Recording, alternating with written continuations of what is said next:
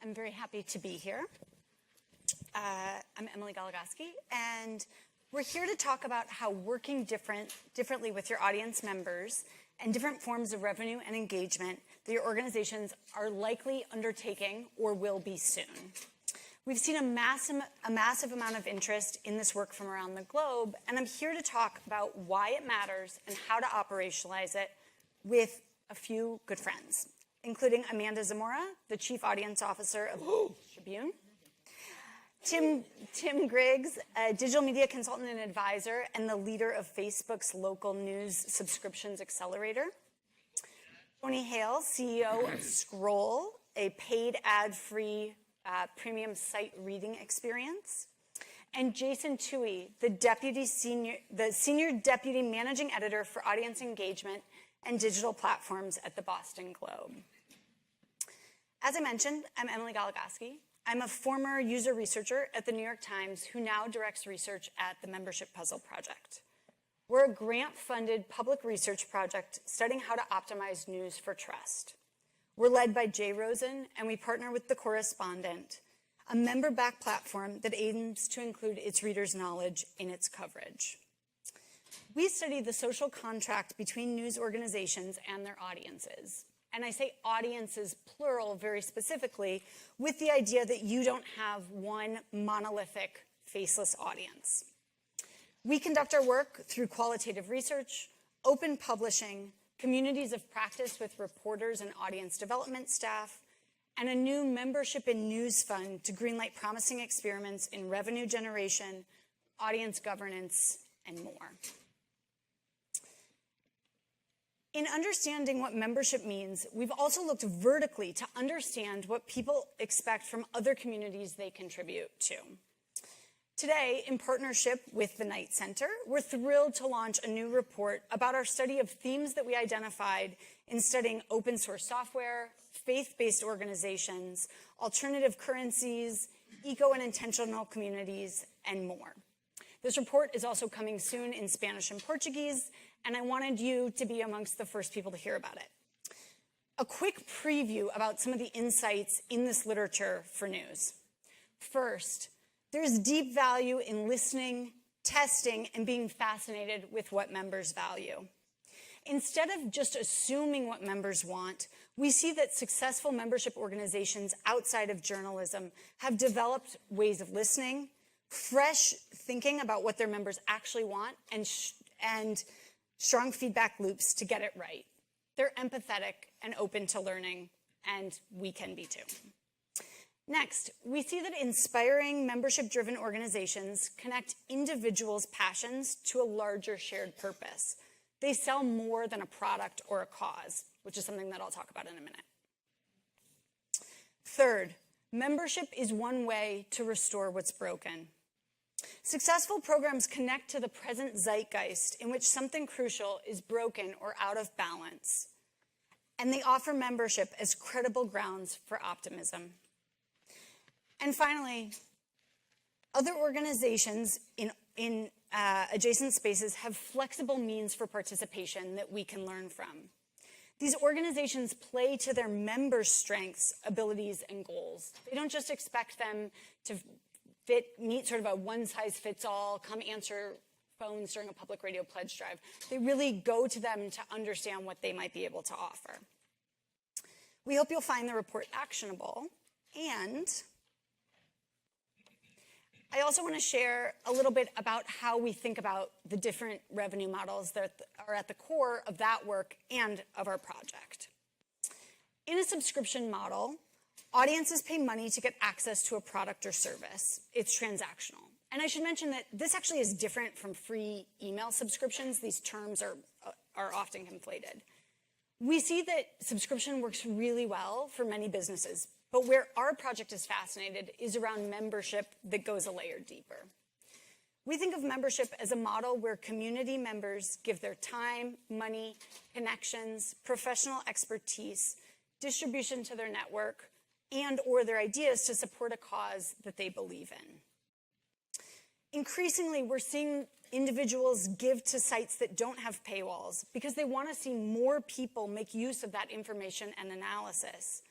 more like giving to the Guardian to underwrite your neighbor's use of it. This is a really exciting development. The idea that these organizations are keeping access to their core news product free and then having members pay to participate in conversations online and at events is something that we're watching with great interest. Put another way, if we think about how our organizations can be best poised for growth, aligning our business incentives and our users' incentives is really important. If journalism production, including news gathering and distribution, is built on transactions, membership is built on relationships, like ongoing communications and learning what expertise and experience our members have. And we're seeing that in some cases, members are actually identified by more contextual names, as in the Colombian site La Silla Vacia's Super Amigos or Novaya Gazeta's Accomplices in Russia. I would encourage you to find out what your own members want to be called.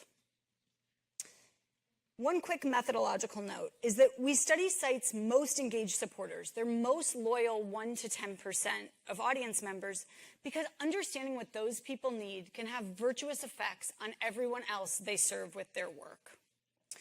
To do this, we sit down in person with small groups of news supporters around the world to hear about their needs and what frustrates them about mainstream news. The short answer, a lot. Here we are at the Urban Journalism Lab City Bureau in Chicago, and their members are not alone in feeling frustrated and fed up with organizations that pile onto the same stories with sound bites, distracting ads, and sound bites on stories of serious consequence. We hear this as a call for uniqueness, to stand out from the news of the day. The sites that stand out most, we hear, are those that are distinct and that offer smart analysis with depth and discipline. They know what they're not and who they're not for. We also hear that sites that resonate are inclusive and participatory. They offer multiple ways for people outside the organization to take part and contribute what they know. They responsibly and enthusiastically let people pass the traditional gatekeeper and include them as comment moderators, event participants and volunteers, fact checkers, translators, contributors of code, technical proofreaders, product testers, and much more. If we think about where there might be a match between your own audience members' motivations, some of the ones that we've studied are listed here, there is likely overlap in the things that your organization needs. Needs like creating high-quality work, find audiences who will benefit from that work, identifying additional product areas, and being sustainable financially. And I would encourage you to, when you go back to your news organizations, to think about how you can best find that match. Also, if you're going to call on these members and these community members to share their personal lived experiences, close the loop and go back and show the world what you did with their contributions. ProPublica does this really well. As we see more organizations start to publish regular call-outs for knowledge, there's one missing piece, which is actually showing what you did with that knowledge, whether you included it in your final reporting or not. And we see that these more engaged or memberful approaches to conducting our work also help with recruitment and retention, that they boost staff morale at a moment when it's badly needed in our industry. Because at the news organizations where we interview supporters, even longtime members and donors usually can't name more than 1 or 2 people behind the news organization they support. This suggests we need to make our staff more visible and ourselves less institutional. As our researcher, Dr. Susan Ford, has reported, on trust scales, journalists rate well down, usually in the same range as insurance salespeople, lawyers, real estate agents, there's more, used car dealers, and others who are primarily perceived to trade in dishonesty. I say this not to depress you, but because this means that we have more work to do to make our work more accessible and human. Because in a world where our organizations are fighting a battle against being called fake news, being authentic and transparent is a powerful way to inculcate yourself. And we recognize that in many cases, Sites need to guard their funding, their staff, and their processes to keep operating, particularly in repressive societies and places where media is under sustained assault.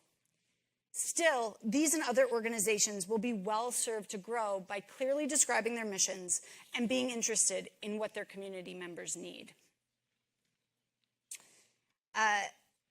Just one more thought on this point. We see that people behind the organizations that set themselves apart recognize when they don't have all the answers and are quick and thoughtful in asking for help from other people who might be able to offer it. We're encouraged by experiments in transparency and showing process, like this by the numbers sort of recipe card from Outside Magazine, actually showing what went into every issue that a reader holds in their hands. Or for supporters of Global Ground in Myanmar, being able to see down to the cent exactly where their money went into the site's investigations.